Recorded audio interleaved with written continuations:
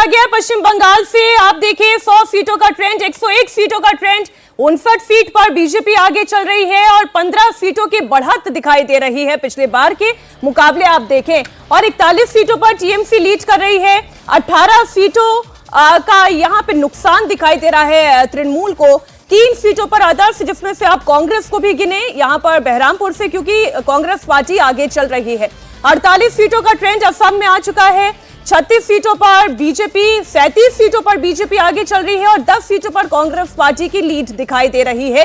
केरलम की बात करें, 140 सीटों में से 41 सीटों का ट्रेंड आगे सामने आ गया है। तमिलनाडु में 31 सीटों का ट्रेंड आ गया है।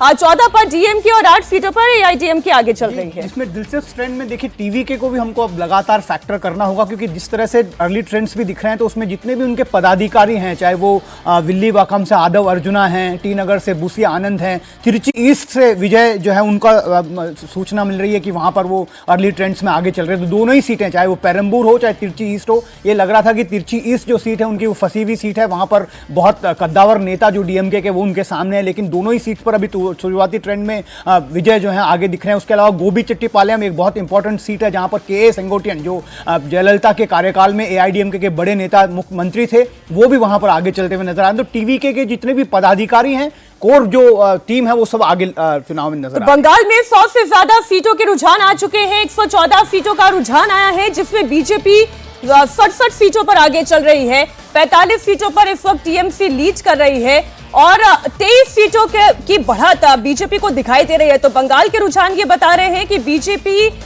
बढ़त के साथ, 23 सीटों की बढ़त के साथ आगे है। इसको आप ऐसे समझ सकते हैं, 148 है आंकड़ा, जादुई नंबर। एक तो ये सारे राज्यों का आपको मैजिक फिगर हम बता दें। मेजॉरिटी मार्क बंगाल के लिए वो 148 है, असम के लिए वो 114 है, तमिलनाडु में 234 सीटें हैं तो 117 आपको यहाँ 118 तमिलनाडु में चाहिए, और बंगाल के लिए 148। केरल में जो है कुल सीटें 140, तो 71 वहां का मैजिक नंबर है। तो ये हर स्टेट के अंदर जो भी इस आंकड़े को छू लेगा वो सत्ता में आ सकता है। अब आप बंगाल के फिगर्स को देखिए। टीएमसी 47 पर है, -29 का मतलब ये ऐसी 29 सीटें जो टीएमसी पिछली बार जीत गई थी, उनमें वो इस वक्त पीछे चल रही है। 215 सीटें टीएमसी की आई थी, तो अभी तो 200 के नीचे आई है, 185 के आसपास पहुंची है। इसको आप समझिए, इसको कवर करना है बीजेपी को 77 से 148 का फासला, और टीएमसी को लाना है 148 के नीचे। पहले फेज में ही ये दावा किया गया था गृह मंत्री की ओर से कि 100+ सीटें लेकर आ रहे हैं। रजत जी फिर कुछ कहना चाह रहे हैं? नहीं, मैं कह रहा हूं कि अगर कोई इनको अब इन ट्रेंड्स को थोड़ा बहुत भी सही माने, हालांकि मैं कहूंगा शुरुआती है, तो सिर्फ वन साइडेड इलेक्शन सिर्फ असम में दिखाई दे रहा है जी। असम में अगर 58 में से 45 सीटों पर बीजेपी लीड कर रही है, तो ये बहुत बड़ी विक्ट्री होगी बीजेपी की। असम को लेकर तो लगातार जितने पोलस्टर्स हैं वो भी ये कह रहे थे कि यहाँ पर कांग्रेस पार्टी ने चुनाव लड़ने से पहले ही मुकाबला हार लिया, क्योंकि जिस तरीके का एग्रेसिव चुनाव हिमंता बिस्वा शर्मा ने लड़ा, बीजेपी ने लड़ा, ये जीत बीजेपी के लिए सुनिश्चित हो रही है। और अभी जो शुरुआती रुझान है 60 सीटों पर 46 पर बीजेपी आगे चल रही है, 12 सीटों पर कांग्रेस पार्टी की लीड दिखाई दे रही है। लेकिन पश्चिम बंगाल के मुकाबले की सबसे ज्यादा चर्चा है। और अगर हम लोकसभा इलाकों की भी बात करें, उन क्षेत्र के हिसाब से अगर आप देखें तो रायगंज, जहां पर टीएमसी की पकड़ है, वहां पर 2 सीटों पर लीड दिखाई दे रही है टीएमसी की। बैरकपुर में बीजेपी आगे है। ये बात तो ठीक है प्रदीप जी की कॉन्ट्रास्ट बाकी सब जगह दिखाई दे रहा है, आसाम को छोड़ करके। एक तरफा अभी तक के ट्रेंड रुझान तो नहीं दिख रहे। नहीं, बिल्कुल ठीक बात है। शुरुआती ट्रेंड में जो है, जो आपको जब धीरे धीरे काउंटिंग आगे बढ़ेगी, मतलब अभी तो ईवीएम खुली ही नहीं, मशीन शायद खुली नहीं है, उसके बाद असल में पता चलेगा कि ट्रेंड मतलब फासला कितना बड़ा है। उस फासले के आधार पर एक ट्रेंड जो है वो सेटल करेगा, तब पता चलेगा। लेकिन मेरा अब भी मानना है कि असम और बंगाल को अलग अलग मत देखिए। दोनों जगह समान अंतर से जीत होगी। लैंडस्लाइड विक्ट्री होगी बीजेपी की दोनों राज्यों में। लैंडस्लाइड का मतलब आपका क्या है? 200 सीट उसके आसपास, मतलब जहां तृणमूल कांग्रेस गई थी पिछली बार, उससे हो सकता है 10-15 सीट कम, या एक आध सीट ज्यादा तो नहीं हो सकती, उससे 10-15 सीट कम होगी या उसके आसपास कहीं पहुंचेगी। लेकिन इतना तय है कि 148 पर बीजेपी नहीं रुकने वाली पश्चिम बंगाल में। अब देखिए एक उससे बार बहुत ऊपर फिर जाने से सर बता देते हैं, टेली बता देते हैं क्या कह रही है। टेली ये कह रही है कि 132 सीटों के रुझान सामने आ चुके हैं और 80 पर बीजेपी ने बढ़त बना ली है और ये 37 सीटों का फायदा 81 हो गई है। जब हम आपको ये खबर बता रहे हैं तो 81 सीटों पर बीजेपी ने बढ़त बना ली है और 49 सीटों पर टीएमसी ने बढ़त बनाकर रखी है। 40 सीटों का नुकसान हो रहा है। ये शुरुआती रुझान है, आगे रुझान अगर इसी तरीके से परिणाम में कन्वर्ट होते हैं तो बीजेपी के लिए बड़ी विक्ट्री होगी। वहीं भवानीपुर से बड़ी खबर आ रही है जहां शुभेंदु अधिकारी पीछे हैं, जबकि नंदीग्राम में शुभेंदु अधिकारी आगे चल रहे हैं। कोलकाता पोर्ट की अगर बात करें तो यहां से फिराद हाकिम जो हैं वो आगे लगातार चल रहे हैं। तो आइए एक बार आपको बताते हैं कि इस वक्त पश्चिम बंगाल में क्या चल रहा है, पश्चिम बंगाल में कितनी सीटों पर बीजेपी आगे चल रही है और कितनी सीटों पर टीएमसी आगे चल रही है। एक एक सीट का रुझान आपके सामने रखते हैं। बंगाल की बात करें तो अब देखिए रंग भरना शुरू हो गया है इस टैली में और इस रंग से अंदाजा लगा सकते हैं कि कहां पर कौन सी पार्टी आगे चल रही है। जलपाईगुड़ी की बात करें तो यहां धूपगुड़ी में बीजेपी आगे चल रही है, राजगंज का ट्रेंड आ गया है, यहां टीएमसी आगे चल रही है और कूच बिहार में आपको ज्यादातर बीजेपी का रंग नजर आ रहा होगा। ज्यादातर सीटों पर आपको बीजेपी नजर आ रही होगी। माथाभांगा में, कूच बिहार उत्तर में, कूच बिहार दक्षिण में, सीतलकुची में, सिताई में, दिनहाटा में, नटबारी में, हर जगह बीजेपी आगे चल रही है। अलीपुरद्वार की बात करें तो यहां भी बीजेपी आगे चल रही है। जिन जिन सीटों के रुझान आए हैं वहां वहां बीजेपी ने बढ़त बनाकर रखी है। तूफानगंज में, कुमारग्राम में, अलीपुरद्वार में, फलकाटा में, मादरी हाट में और नागराकाटा में इसका रुझान आना भी बाकी है। दार्जिलिंग की बात करें तो यहां सिलीगुड़ी में बीजेपी आगे चल रही है और चोपड़ा में टीएमसी ने बढ़त बना ली है। रायगंज जिले की बात करें तो इस्लामपुर में टीएमसी है, गोलपोखर में टीएमसी है और चाकुलिया में भी टीएमसी आगे चल रही है। यानी इस जिले में 3 सीटों पर अभी तक रुझान आए हैं और तीनों सीटों पर टीएमसी आगे चल रही है। बालूर घाट की बात करें तो ईटाहार से टीएमसी आगे चल रही है और बालूर घाट में बीजेपी आगे चल रही है। तो शुरुआती रुझान में बीजेपी ने बढ़त बना रखी है। 87 सीटों पर बीजेपी आगे चल रही है। 144 सीटों के रुझान अभी तक सामने आ चुके हैं। ये बढ़त अगर परिणाम में कन्वर्ट होगी तो ये बीजेपी के लिए ऐतिहासिक जीत साबित हो सकती है। एक बार फिर से स्क्रीन को देख लीजिए, भगवा रंग आपको ज्यादा नजर आ रहा होगा। जलपाईगुड़ी में, धूपगुड़ी में बीजेपी आगे है, राजगंज में टीएमसी आगे है, डाबग्राम में बीजेपी इस वक्त आगे चल रही है। अब मालदा उत्तर और मालदा दक्षिण की सीटें भी देख लीजिए। एक सीट मालदा उत्तर की अभी तक रुझान आया है। मालतीपुर, यहां कांग्रेस ने बढ़त बना ली है। मालदा दक्षिण की बात करें तो यहां मोथाबाड़ी, सुजापुर और फरक्का के रुझान आए हैं। इन तीनों ही सीटों पर टीएमसी ने बढ़त बना ली है। जांगीपुर की बात करें तो यहां रघुनाथगंज में टीएमसी आगे है, सागर दिघी में टीएमसी आगे है, लालगोला में टीएमसी आगे है, नवाग्राम में टीएमसी आगे है और खारग्राम में भी टीएमसी आगे है। जबकि मुर्शिदाबाद की बात करें तो मुर्शिदाबाद में भगवान गोला में टीएमसी आगे है। रानीनगर में एक सीपीआईएम की मौजूदगी नजर आ रही है। सीपीआईएम यहां पर बढ़त बना चुकी है शुरुआती रुझान में। हरिहर पारा में टीएमसी, डोमकला में टीएमसी, जलांगी में टीएमसी और करीमपुर में बीजेपी। मुर्शिदाबाद वो जिला जहां 22 विधानसभा की सीटें आती हैं और 20 टीएमसी ने पिछली बार जीती थी। इस बार भी रुझान ये कह रहे हैं कि टीएमसी ने बढ़त बनाई है, लेकिन अगर सीपीआईएम की मजबूती यहां होती है, सीपीआईएम 1-2 सीट पर अगर अच्छा करती है तो ये टीएमसी को नुकसान पहुंचा सकता है। बहरामपुर की बात करें तो कांडी से टीएमसी आगे है, भरतपुर से टीएमसी आगे है, बेलडांगा से टीएमसी आगे है। बहरामपुर अधीर रंजन चौधरी चुनाव लड़ रहे हैं तो कांग्रेस यहां पर आगे है और नोएडा में टीएमसी आगे है। जबकि कृष्णानगर की बात कर लें तो यहां तेहट्टा से बीजेपी चल रही है आगे, पलाशी पारा में टीएमसी चल रही है, कालीगंज में टीएमसी, नकाशी पारा में टीएमसी आगे चल रही है और कृष्णानगर उत्तर और कृष्णानगर दक्षिण ये दोनों ऐसी सीटें हैं जहां बीजेपी ने बढ़त बना ली है, जहां बीजेपी आगे चल रही है। तो कुल 157 सीटों के रुझान पश्चिम बंगाल में सामने आ चुके हैं और 90 सीटों में यानी 100 का आंकड़ा बीजेपी टच करने जा रही है। 90 सीटों पर बीजेपी ने बढ़त बना ली है, जबकि टीएमसी 64 सीटों पर लीड बनाकर चल रही है।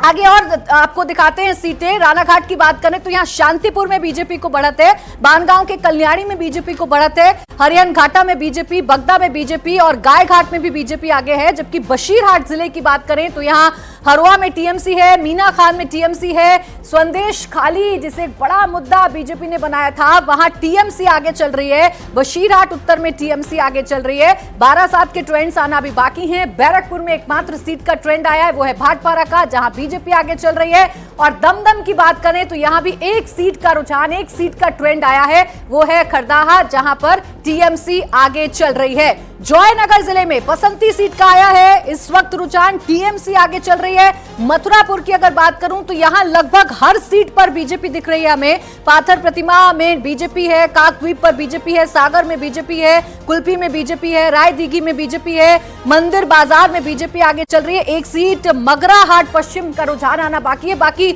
हर जगह पर बीजेपी दिख रही है। जादवपुर की बात कर ले तो सोनारपुर दक्षिण पर बीजेपी आगे है ट्रेंड्स में, जबकि जादवपुर में टीएमसी और टॉलीगंज में भी टीएमसी आगे चल रही है। डायमंड हार्बर जो कि अभिषेक बैनर्जी का मजबूत किला है, टीएमसी का मजबूत किला है, यहां का रुझान ये बता रहा है कि डायमंड हार्बर में टीएमसी आगे है। फलता चूंकि यहां पर दोबारा रिपोलिंग होनी है तो इसका रुझान आज आएगा नहीं। महेश तला की बात करें तो टीएमसी आगे है, बजबज में टीएमसी आगे है और मेटिया बुरुज में भी टीएमसी आगे है।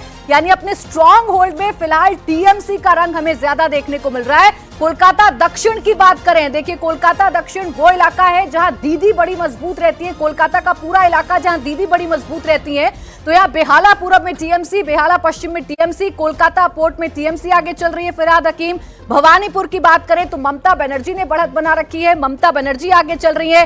रास बिहारी एक सीट है जहां बीजेपी की मौजूदगी हमें दिख रही है, यहां बीजेपी आगे चल रही है और बेलीगंज में टीएमसी आगे चल रही है। कोलकाता उत्तर की अगर बात कर लें तो कोलकाता उत्तर में चौरंगी में टीएमसी है, एंटली में टीएमसी है, बेलेघाट में टीएमसी है और जोरा सांको यहां पर बीजेपी जरूर आगे चल रही है। श्यामपुकुर में टीएमसी और मानिकतला में टीएमसी, काशीपुर बेलगछिया में भी टीएमसी आगे चल रही है।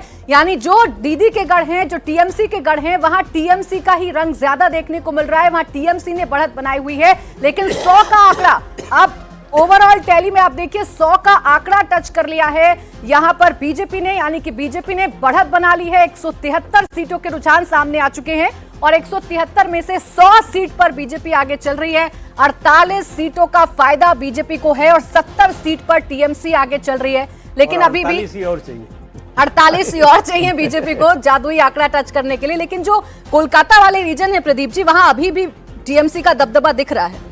तो लंबे समय से है, लेकिन वहाँ दबदबे के बावजूद टीएमसी के अगर बीजेपी कुछ भी गेन कर रही है तो उसका एक इंडिकेशन है कि भद्रलोक बदल रहा है। जो 3 चुनाव से या उससे पहले कहें सीपीएम जब तक रही नहीं बदला, हर बार ये दिखाई देता है अगर बंगाल में सत्ता बदल रही है तो उसका पहला इंडिकेशन है कि भद्रलोक बदल रहा है कि नहीं। वो पाला जब बदलता है तो सत्ता बदलती है। और इस बार काफी कोशिश की बीजेपी ने, बहुत कोशिश की और उस कोशिश में और ज्यादा कोशिश बढ़ाया ममता बनर्जी ने।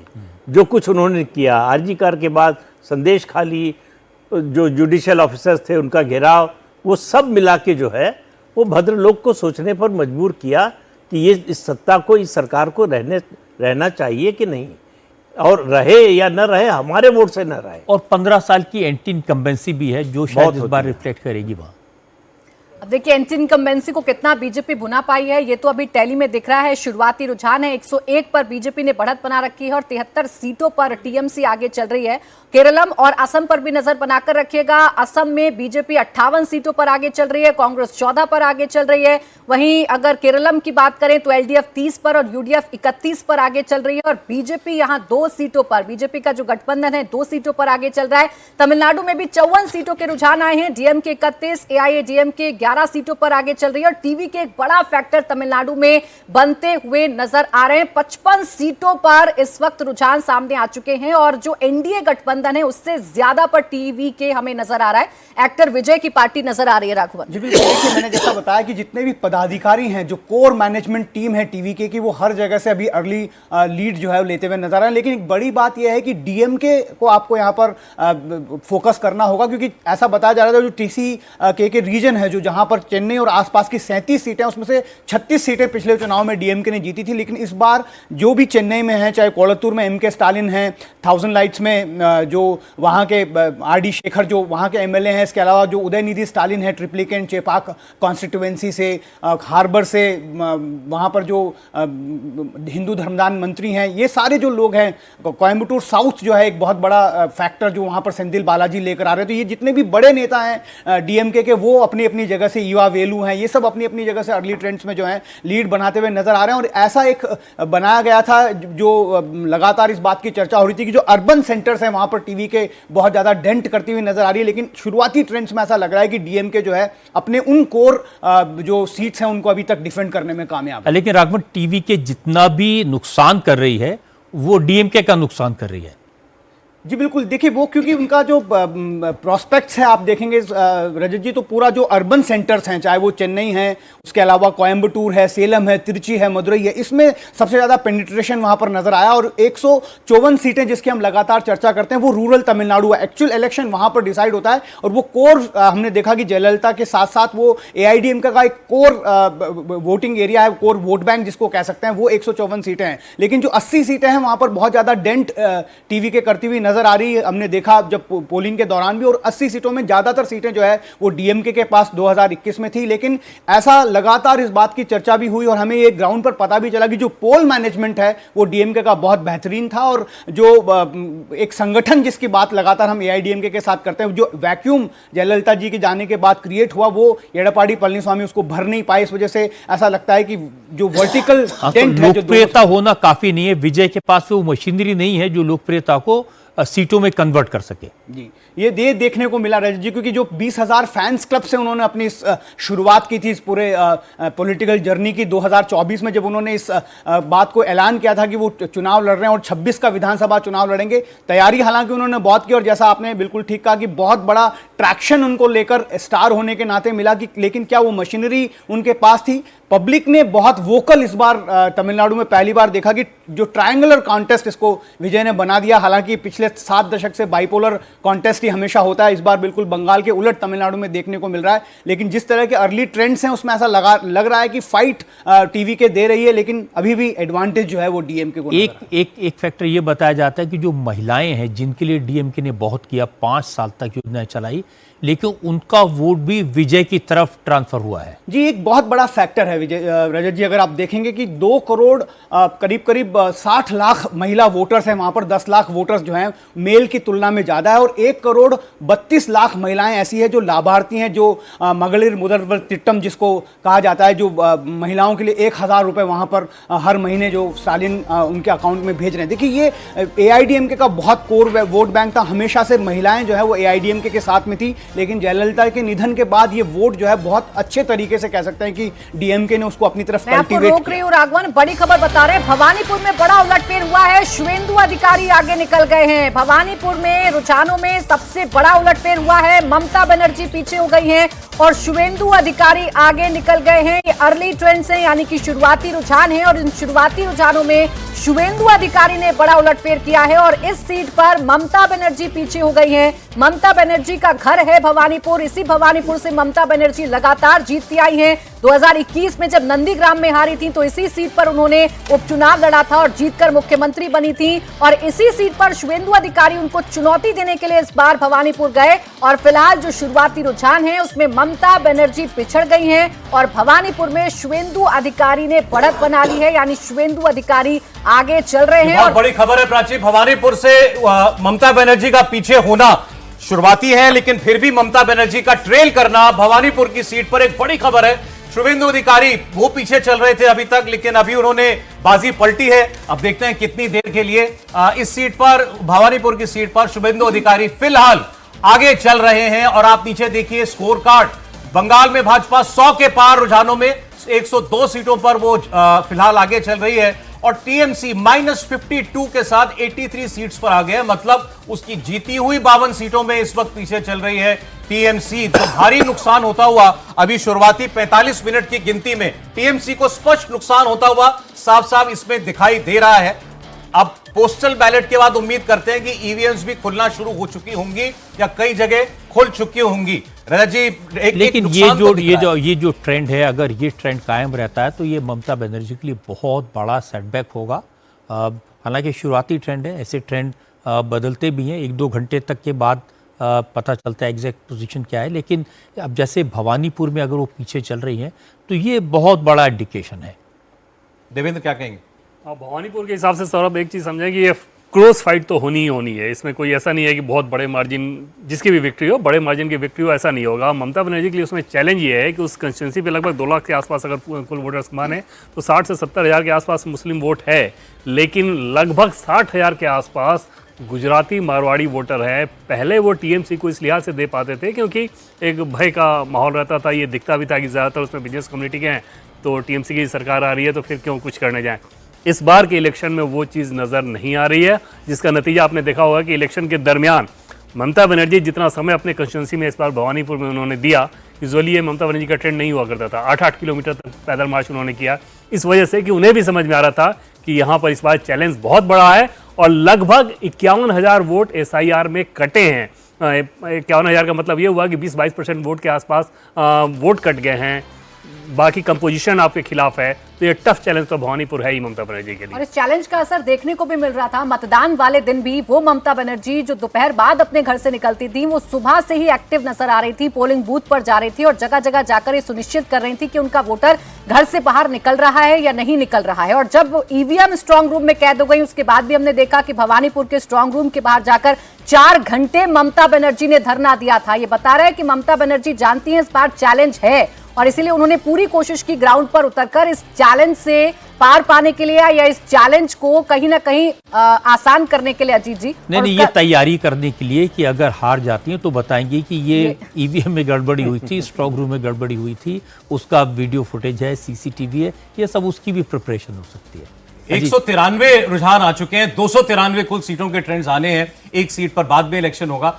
49 + 49 जो बीजेपी के साथ दिखाई दे रहा है, यानी 49 नई टेरिटरी में बीजेपी लीड कर रही है। बिल्कुल, उसमें अभी हम लोग देख रहे थे जो आप रीजन वाइज बता रहे हैं, उत्तर कोलकाता में भी एक ही सीट पर आगे है, लेकिन एक सीट पर आगे है। दक्षिण कोलकाता में 1-2 सीट पर आगे है, 1-2 सीट पर उस पर आगे है। मेदिनीपुर में जो गढ़ है अधिकारी परिवार का, इसके बावजूद पिछली बार बहुत अच्छा परफॉर्म नहीं था, वहाँ देख रहे हैं कि वोट में बीजेपी की सीटें बढ़ रही हैं। तो ये सब जो दक्षिण कोलकाता का इलाका है, जिसके बारे में ये माना जाता है कि ममता बनर्जी, जहां सेकंड फेज में इलेक्शंस हुए, कि माना जाता है कि ममता बनर्जी का गढ़ है, वहां उनको कोई पेनिट्रेट नहीं कर सकता था उनके गढ़ में, वहां वो बीजेपी लीड कर रही है। तो ये सब लीड पहले तो नॉर्थ बंगाल का आया, जहां वो अपना रिटेन कर रही है। तो बीजेपी अपनी सीटें रिटेन कर रही है, इसका मतलब उसके MLAs के खिलाफ या उस पार्टी के खिलाफ एंटी इनकम्बेंसी इम्पैक्ट नहीं कर रही है, उसकी अपनी जीती हुई सीटें वो रिटेन कर रही है। आप ये हम लोग इसको भी ध्यान रखें कि बीजेपी ने बहुत ज्यादा अपने विधायकों की टिकट नहीं काटी, ममता बनर्जी ने भी काटी, लेकिन बीजेपी ने कम विधायकों की टिकट काटी। इसका मतलब उसको ये रिपोर्ट थी कि एंटी इनकम्बेंसी MLAs के खिलाफ नहीं है ग्राउंड पर, या जो इंपैक्ट होगा, जो हवा बनेगी उस हवा में उसका MLA निकल जाएगा। तो वो हम देख रहे हैं कि जो जीती हुई सीटें हैं वो रिटेन कर रही है भारतीय जनता पार्टी की। जीती हुई सीट पर अभी तक हम यही देख रहे थे, कहीं ऐसा नहीं लग रहा है कि उनको हरा रही है ममता बनर्जी, लेकिन ममता बनर्जी के जो असर वाली सीटें हैं दक्षिण बंगाल की, वहां बीजेपी इनरोड कर रही है। उनमें बीजेपी की जो जीती हुई सीटें, सौरभ, पार्टी का अपना ये आकलन है कि उनमें से 6 सीटें ऐसी हैं जिस पर बीजेपी वो जीती हुई सीटों पे हारेगी। वो जो टफ है उसके लिए नहीं, जो जीती हुई सीटें हैं बीजेपी की, ऑलरेडी जिनके सीटिंग है, पिछली विधानसभा में जो बीजेपी जीती थी, उनमें से 6 पे वो मान के चल रही है कि शायद इस बार उन 6 पे उसको जीत हासिल ना पाए। 77 में से तो कम ही मान रही है, इसका मतलब कि एंटी इनकम्बेंसी MLA उसके खिलाफ नहीं है, बीजेपी के खिलाफ, बीजेपी के MLAs के खिलाफ नहीं है। लेकिन ममता बनर्जी ने बड़ी संख्या में सिटिंग MLAs के टिकट काटे इस बार। जी, हाँ, तो इसके बावजूद उनके खिलाफ, इसका मतलब ये ओवरऑल गवर्नमेंट के खिलाफ एंटी इनकम्बेंसी है, ममता बनर्जी के खिलाफ एंटी इनकम्बेंसी है जो काम कर रही है। तभी टिकट काटने से भी वो उसको नहीं रिगेन कर पाई या अपना जो न्यूट्रलाइज नहीं कर नहीं कर पाई। ये सोचना ही गलत होता है कि एंटी इनकम्बेंसी MLA के खिलाफ होती है। एंटी इनकम्बेंसी उसके खिलाफ होती है जिसके नाम से वोट मिलता है। अब पश्चिम बंगाल में MLA अपने नाम पर तो वोट नहीं लेते हैं, वोट ममता बनर्जी के नाम पर मिलता है। एक और वजह हो सकती है कि देखिए, बीजेपी जिस तरह से चुनाव खत्म हुआ और चुनाव के आगे तैयारी करने लगती है, अमित शाह और मोदी की जो स्ट्रेटजी है, इन्होंने संगठन की दृष्टि से भी काम किया। ये ठीक है कि कुछ इलाकों में संगठन जहाँ कम होगा वहाँ कितनी ही कोशिश करें, या जैसा कहा गया कुछ ऐसे MLA जिन्होंने अच्छा काम नहीं किया होगा, वो उन्होंने एक आकलन किया है। ये ठीक है, जीत हार का तो कुछ नहीं बता सकते, लेकिन 5 साल जिस दिन हारेंगे वो अगला तैयारी शुरू कर देते हैं। आलोक जी, मेरी जानकारी है कि 2 साल पहले हर असेंबली कॉन्स्टिट्यूंसी में 2-3 लोगों की टीम भेज दी गई थी जी, और वो वहां से असेसमेंट करके दिल्ली में रिपोर्ट करते थे कहाँ क्या क्या करेक्ट करना है, इस सीट में हमारे पास क्या है। फिर 220 ऐसी सीटें हैं MLAs की जहां पर इन्होंने चार्जशीट फाइल की लोकल एमएलए के खिलाफ। उनकी जानकारी हासिल करना, उस एमएलए के खिलाफ क्या क्या लोगों में नाराजगी है उसको शीट करना, और फिर उस एमएलए के खिलाफ उस इलाके में चार्जशीट करना, 80 जगह तो प्रेस कॉन्फ्रेंसेज एड्रेस की। तो ये सब चीज़ माहौल बनाने के लिए बहुत पहले से तैयारी की गई। और आप देखिए अंतर जो है वो बढ़ता जा रहा है, रुझानों में ही सही, लेकिन 118 पर बीजेपी आगे है, प्लस 62, मतलब हारी हुई 62 सीटों पर और लीड कर रही है इस वक्त भारतीय जनता पार्टी, और टीएमसी 88 सीटों पर लीड कर रही है -67 के साथ। मतलब जीती हुई 68 होगी, जीती हुई पिछली बार की 68 सीटों पर इस वक्त पीछे चल रही है तृणमूल कांग्रेस। तो 122 पर भाजपा आगे और 88 पर तृणमूल कांग्रेस आगे। 148 वो जादुई नंबर है जो हाफ पे मार्क है, जिस पर मेजॉरिटी मिल जाएगी, और बीजेपी धीरे धीरे करके उसके करीब पहुंचती जा रही है। तो क्या वाकई आज वो ऐतिहासिक दिन होगा जब बंगाल में मेजॉरिटी मिलेगी भारतीय जनता पार्टी को? अभी तक जो रुझानों के जो अभी दिखाई दे रहे हैं झुकाव, वो उसी और कहानी बताते हुए दिखाई दे रहे हैं। अब 1 घंटा होने को आया है ये गिनती शुरू हुए। अब हम ये कह सकते हैं कि ईवीएम मशीनें खोली जा चुकी हैं, ईवीएम से ही अब गिनती हो रही है। शायद पहला राउंड ही हुआ हो, कहीं अभी पहले राउंड की गिनती चल रही हो, लेकिन पोस्टल बैलेट के बाद ईवीएम की बारी अब आ चुकी है। और अब आप देख रहे हैं कि बीजेपी अपना ये गैप बढ़ा रही है बंगाल के अंदर। अब क्या ये अगले 1-2 घंटे ये ट्रेंड्स अगर इसी रफ्तार से कंटिन्यू होते हैं और इसी दिशा में, तो शायद हम 2 घंटे के बाद ये कह पाए कि एक विनर हमको दिखाई दे रहा है। प्रदीप जी, हमको तो अभी से दिखाई दे रहा है। आपको तो 2 महीना पहले से दिखाई दे रहा है। तो इसलिए देखिए, ये जो ट्रेंड है ना, इसको पलटने के लिए बहुत क्लोज कंटेस्ट हो तब होता है, जब चुनाव एक तरफा नहीं कहना चाहिए, लेकिन अगर डिफरेंस बहुत ज्यादा हो विनर और लूजर में, फिर वो ट्रेंड बहुत ज्यादा नहीं। हमें पता नहीं सर कि मतलब एक्चुअल कॉन्स्टिट्यूएंसी में कितना गैप चल रहा है अभी। वो तो ठीक है आपकी बात, लेकिन जो सामने आंकड़े हैं उन्हीं पर बात कर सकते हैं अभी। तो अभी जो ये अंतर दिख रहा है, ये बता रहा है कि चुनाव भारतीय जनता पार्टी के पक्ष में जा रहा है पूरी तरह से, और ममता बनर्जी की विदाई होने के आसार इसी ट्रेंड में दिखाई दे रहे हैं। नतीजे क्योंकि जो बाकी जगह के ट्रेंड्स हैं वो भी इसी तरह का इंडिकेशन करते हैं, जिस तरह की असेसमेंट पहले की गई थी, चाहे वो असम हो, चाहे वो तमिलनाडु हो, चाहे वो केरल हो, पुडुचेरी हो। जो ट्रेंड इलेक्शन के दौरान जो लोगों ने प्रेडिक्ट किया था, उसी तरफ ये सारे चुनाव जा रहे हैं। बिल्कुल रजत जी, केरल में सबसे क्लोज कॉन्टेस्ट बताया गया था। आप देखिए बिल्कुल बराबरी पर यूडीएफ और एलडीएफ खड़े हुए हैं। असम में एक तरफा बीजेपी की तरफ चुनाव जाएगा, ऐसी भविष्यवाणी की गई थी, वो आपको क्लियर दिखाई दे रहा है। 70-15 का गैप दिखाई दे रहा है आपको।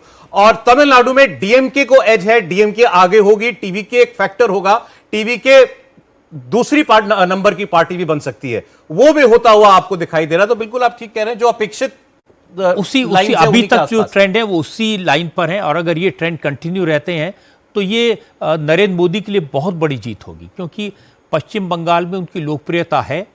ये तो हमने 2014 के चुनाव में देख लिया था, 2019 में देख लिया था लोकसभा में, लेकिन असेंबली में उतनी लेवल पर सपोर्ट नहीं मिली थी। ये अब पहली बार दिखाई देगा। अभी कुछ है कंक्लूसिव कहने के लिए अजीत जी, या अभी फिर और 1 घंटा? अभी तो 1 घंटा देखेंगे तब ट्रेंड सेटल होंगे, 1 घंटे के बाद ट्रेंड सेटल होंगे अभी। लेकिन ये बात ठीक कही रजत जी ने कि चुनाव जो है, जब ये इस बात को लगा था, माना गया था कि ये निगेटिव हो सकता है, जब बीजेपी की तरफ से ये कहा गया कि मोदी को देखिए, 294 सीटों पर मोदी को देखिए, तो ये लगा था कि ये कहीं उल्टा ना पड़ जाए, क्योंकि फिर ममता बनर्जी को एक मौका मिल सकता है कि बाहरी और भीतरी बांग्ला अस्मिता और बांग्ला भाषी ये इशू उठाएं वो। लेकिन ये लगता है कि बीजेपी का कैलकुलेटेड रिस्क था, एक उसको ये अंदाजा था कि नरेंद्र मोदी ही उनका चेहरा पुल कर सकता है, एक ऐसा चेहरा जो इस बात को खत्म कर देगा कि कोई लीडर नहीं। और रणनीति थी कि बीजेपी के अंदर जो फॉल्ट लाइन है, बिल्कुल अंदरूनी झगड़ा है, वो दब जाए, वही कह रहे थे, उसकी कोई बात ही न करे। लीडरशिप को लेकर के जो मोदी सवाल उठ रहे थे, को देखिए का मतलब है कि वो जो सीन आप देख रहे हैं उसको भूल जाइए। असली पिक्चर ये है कि प्रधानमंत्री नरेंद्र मोदी इस चुनाव के सबसे बड़े कैंपेन। एक इंटरेस्टिंग आपको इसी डेटा का एक इनसाइट पॉइंट देता हूं। अभी जो आप टीएमसी को देख रहे हैं 89, मैं पढ़ रहा हूं -72 को ज्यादा। अगर जितनी सीटें बची हुई हैं सब पर टीएमसी लीड करने लगे तो भी वो मेजॉरिटी मार्क के नीचे है फिलहाल। जितनी भी और सीटें अभी खुलनी बाकी हैं उन सब पर भी टीएमसी अगर लीड कर जाए तो भी 148 को फिलहाल नहीं छू रही है वो। ये मेरे हिसाब से तो ये चुनाव जो है 1-1.5 साल पहले तय हो गया था। फिर कह रहा हूं कि भद्रलोक जब बदलता है पश्चिम बंगाल में तो सत्ता बदलती है। और ममता बनर्जी की सबसे बड़ी भूल, मैं रिजल्ट को मान कर कह रहा हूं, आरजी कर की जो घटना हुई उसके बाद अगर उन्होंने स्टेट वाइज जो है वो क्रैकडाउन किया होता कि ऐसे तत्वों को जो है सज़ा दिलाएंगे, किया क्या, जो आरजी कर के जो दोषी थे उनको बचाने में पूरी ताकत लगा दी, पीड़ित परिवार को परेशान करने में पूरी ताकत लगा दी, और वो सिलसिला रुका नहीं, लगातार वो सिलसिला चलता रहा। तो उनकी जो सबसे बड़ी स्ट्रेंथ थी महिला, तो महिलाओं में जो असुरक्षा की भावना हुई उसने सबसे ज्यादा मुझे लगता है इस चुनाव में आप बिल्कुल ठीक कह रहे हैं। जब महिलाओं के मन में ये भावना आ जाए कि आरजी कर का आरोपी कहीं ना कहीं टीएमसी से रिलेटेड है और तृणमूल कांग्रेस की सरकार, ममता बनर्जी की सरकार उसको और उसके साथियों को बचाने की कोशिश कर रही है, तो ये बहुत बड़ा सेटबैक होता है। और ये एक बार लोगों के मन में बैठ जाए, महिलाओं के मन में बैठ जाए, तो फिर उसको कोई इस असर को हटा नहीं सकता। और उसको पुष्ट किया संदेश खाली ने। शाहजहां शेख को जिस तरह से सीबीआई से बचाया 2 महीने तक, छिपाती रही सरकार, राज्य सरकार, तो उससे और भरोसा ममता में टूटा महिलाओं का। और आप चाहे सबसे धनाढ्य महिला को देख ले, चाहे सबसे गरीब महिला, उसके लिए प्राथमिकता सुरक्षा होती है।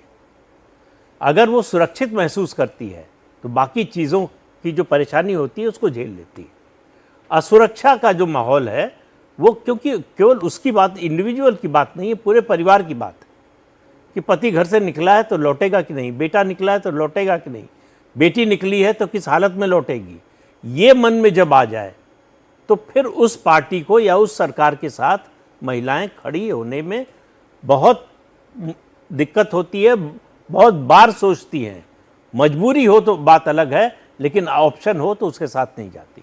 इसीलिए लोग ये कहने लगे इन सब राज्यों में कि अगर योगी आदित्यनाथ की सरकार होती तो कुछ नहीं हो पाता, अगर योगी आदित्यनाथ सरकार होती तो बलात्कारियों को, क्रिमिनल्स को पकड़ के सीधा कर दिया जाता। तो ये इम्प्रेशन बीजेपी ने ज़रूर क्रिएट किया है महिलाओं के मन में, और उसका असर सब जगह दिखाई दे रहा है।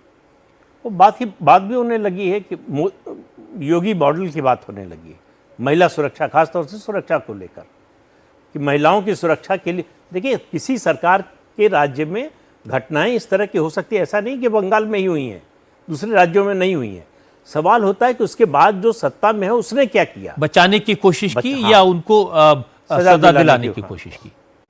और ऐसी कई घटनाएं हुई बंगाल में, संदेश खाली लगातार हुई, सीरीज आरजी कर की घटना घटना हुई, एक जगह और ऐसी घटनाएं सौरभ सब राज्यों में होती हैं, लेकिन सरकार कैसे रिएक्ट करती है इस पर डिपेंड करता है। और ये जो योगी आदित्यनाथ का मॉडल है, अब ये ज़्यादातर सरकारें इसको अपनाने लगी हैं। बिहार में हम देख रहे हैं उसी दिशा में सरकार जा रही, क्योंकि लगता है यही रास्ता है क्रिमिनल्स को काबू में करने का और महिलाओं के मन में ये विश्वास पैदा करने का।